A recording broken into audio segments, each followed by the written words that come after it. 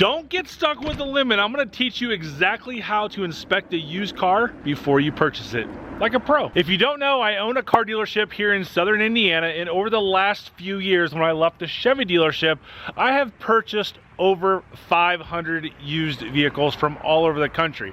Now, I have looked at thousands of them, and one of the best things that I've learned over the years is how to inspect these cars properly to not be able to sell a piece of crap. The very first thing you want to do when you want to inspect a used car is actually get it to be a cold start. And a cold start means that the engine hasn't ran, in my personal opinion, overnight, but several hours for sure. So you want to do a cold start. And when you do the cold start, I recommend you be on the outside of the vehicle and allow somebody to start it for you so that you can listen to it. So on some vehicles like Fords, for example, with the 3.5 liter engine or the Bold Triton engine, you're looking for awkward noises at startup. Some vehicles have ticks, some vehicles have other goofy things where we're looking for belt squeals, stuff like that.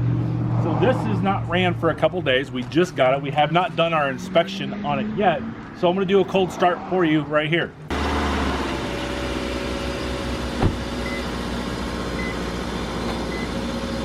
And so you see that started up with no issues. You saw how it revved high and then came right back down. That, because I deal with Subarus all the time, is a very normal characteristic.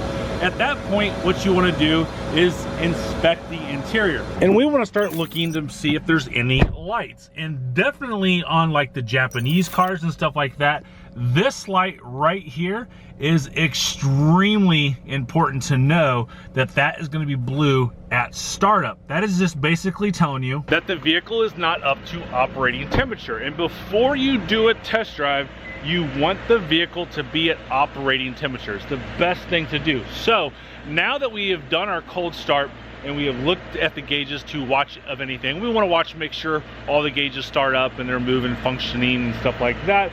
This is what we do now. I'm going to pop the hood, and one of the few things that I personally like to do is I just like to look around the vehicle. So like on this instance, we have a little bit of a bumper not aligned. So again, this is pre-inspection on this particular car. So we'll check that out once we do our full inspection.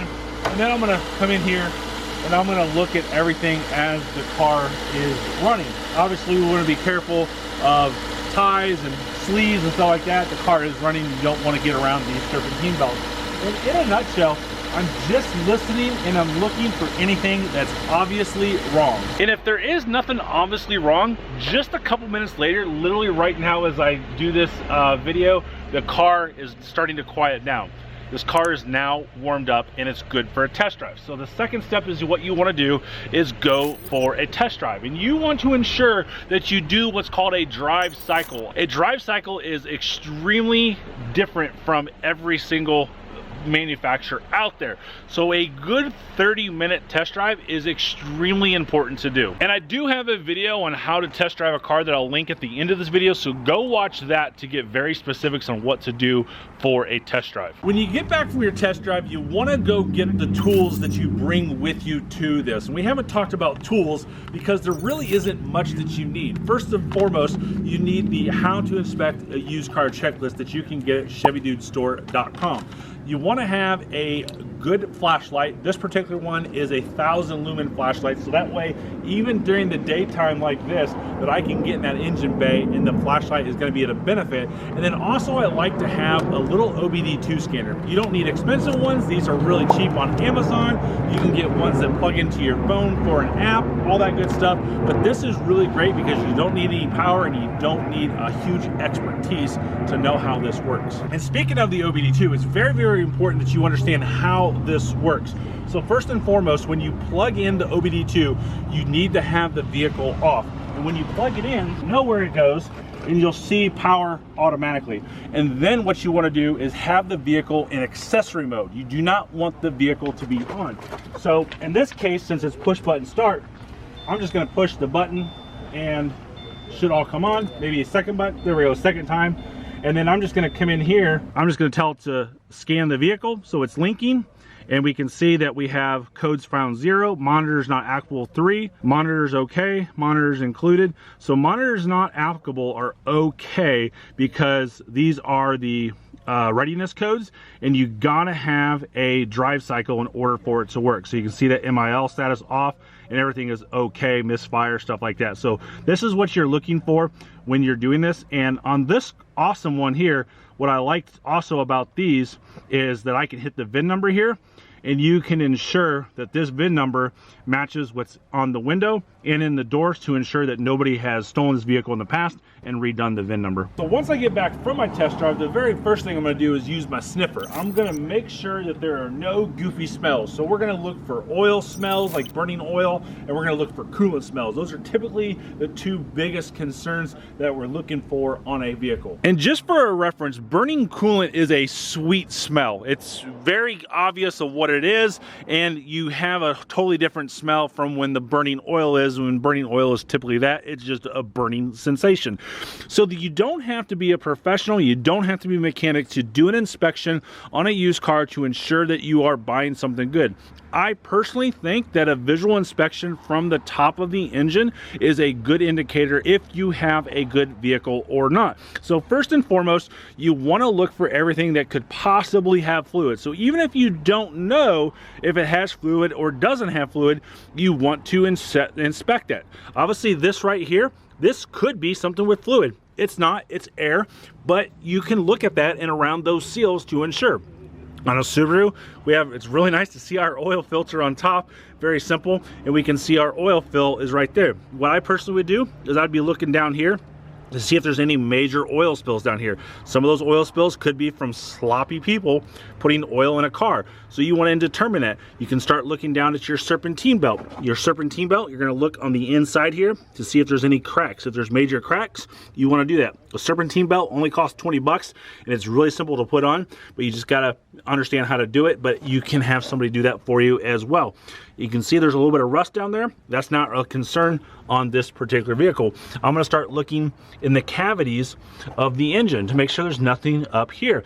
I know on this particular car, you can see the RVT right here. See that gray seal right there? I know that that is sealing something in, so I'm going to start looking to make sure that there's no oil or anything there. On this particular car, I know we have cam carrier bearings over here that we're looking for oil and stuff like that. Again, you don't need to be a trained professional. I'm going to start looking down in here. I'm gonna start looking down there. I'm gonna look at every possible angle that I can in this engine bay to see if there is anything liquid or what could be a leak. And again, I can't stress enough that you don't have to be a trained mechanic to look for this stuff. If it looks goofy, then hey, now you can go to get a second opinion or have a pre-purchase inspection done on the car, which I always recommend to do prior to purchasing it, because one of the things that we can't do on the lot is get under the car, and most likely the dealership that you're taking it to or the private individual that you're buying it for is not going to put this on the lift or even have access to a lift to inspect the underneath. Again, a lot of stuff can be seen from the top of the engine with very minimal risk to anything leaking underneath. One other thing that I think you need to know and understand is also looking at some of these engine covers. Now this particular engine does have a cover on it, and it's going to take a couple screws to unbolt to be able to look at it. But you really need to take up these engine covers to make sure that we do not have any liquid up there.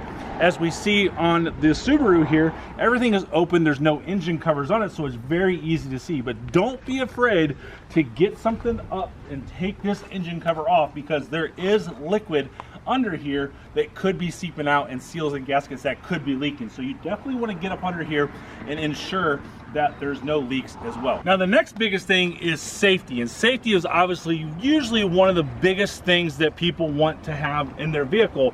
And unfortunately, Carfax and AutoCheck are a great tool, but they're not the gospel, they're not the Bible, and you can use them as a tool, but you can't rely on them to be always accurate. I've talked about this in the past before.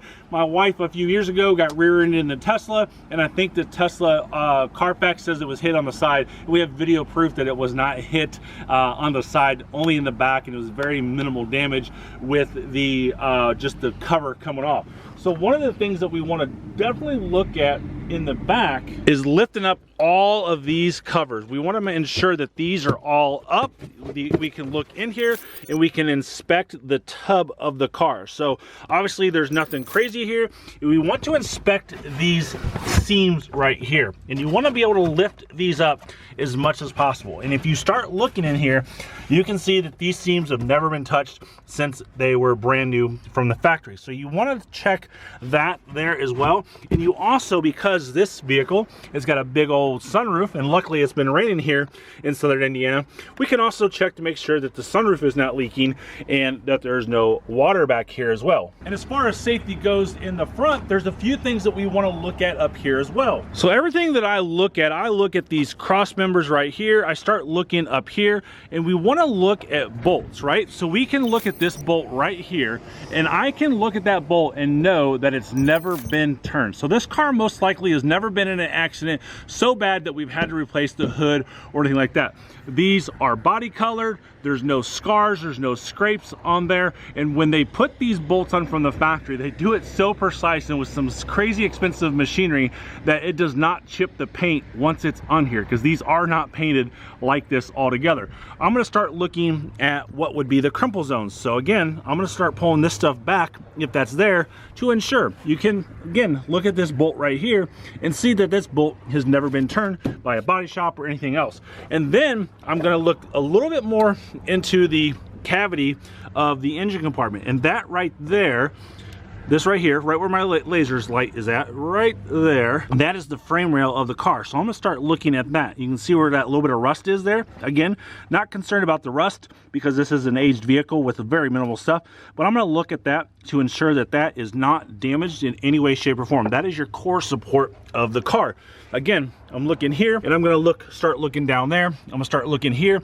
Again, this is a visual inspection that you can do in a few seconds. As I mentioned earlier in the video, we have bought over 500 cars and inspected over thousands and thousands of cars per year. And over my 25-year career, it's probably close to hundreds of thousands that I've inspected.